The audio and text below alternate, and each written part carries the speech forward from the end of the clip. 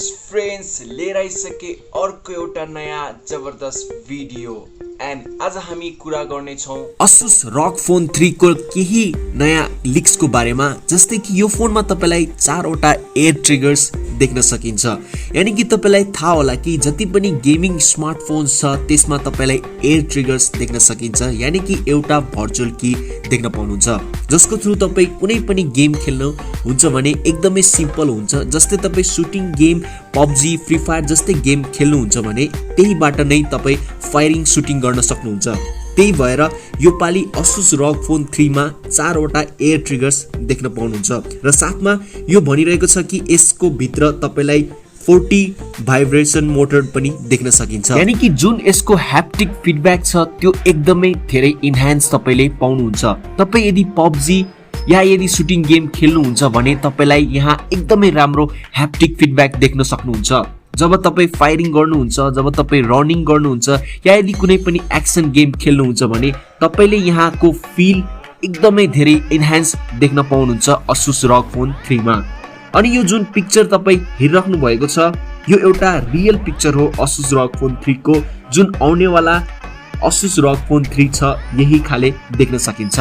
अनि केही दिन अगाडि ASUSले नि अफिसियली हल्का लिक दिएर हामीलाई यो भनिरहेको थियो कि यसको जुन आउनेवाला डिजाइन कस्तो खाले तपाईले देख्न पाउनुहुन्छ त भनेर। अब म यसलाई हल्का डिटेल्समा तपाईलाई भनौं कि यहाँ तपाईले एउटा औरा डिजाइन देख्न पाउनुहुन्छ। यानी कि हल्का रेनबो फिल देख्न सक्नुहुन्छ यो पोर्सनमा। जहाँ तपाईले भेन्ट पाउनुहुन्छ यो ठाउँमा तपाईलाई हल्का फरक टेक्सचर देख्न सक्नुहुन्छ। एउटा रेनबो टेक्सचर देख्न सकिन्छ जसले गर्दा यो जुन स्मार्टफोन छ धेरै नै प्रिमियम देख्न सकिन्छ।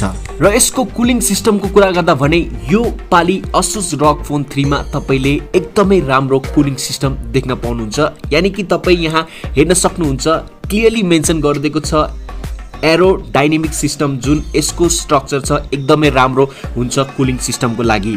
अनि अहिलेसम्म तपाई सबैलाई थाहा नै भइसक्यो होला यसमा के कस्तो स्पेसिफिकेसन देख्न सकिन्छ।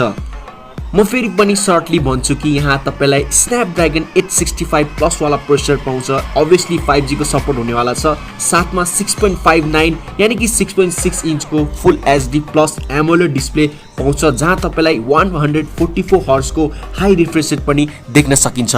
र यसको साथै यहाँ म्याक्सिमम 16GB को र्याम देख्न सकिन्छ LPDDR5 सपोर्टको साथमा र अनि 512GB को सपोर्ट पनि देख्न सकिन्छ।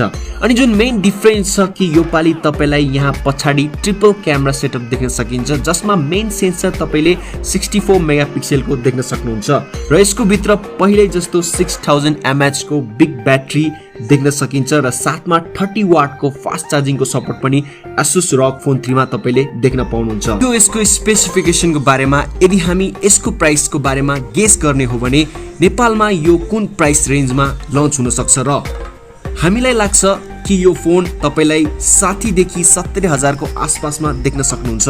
अनि तपाईलाई के लाग्छ यो फोनको कति प्राइस रेन्जमा हुनुपर्छ तपाई मलाई तल कमेन्ट्स गरेर जरुर भन्नु होला। अनि फ्रेन्ड्स यदि यो भिडियो राम्रो लाग्यो भने मेरो च्यानललाई सब्स्क्राइब गरेर मलाई सपोर्ट गर्न सक्नुहुन्छ। भेट्ने छौं अर्को नयाँ भिडियोमा। Thanks for watching.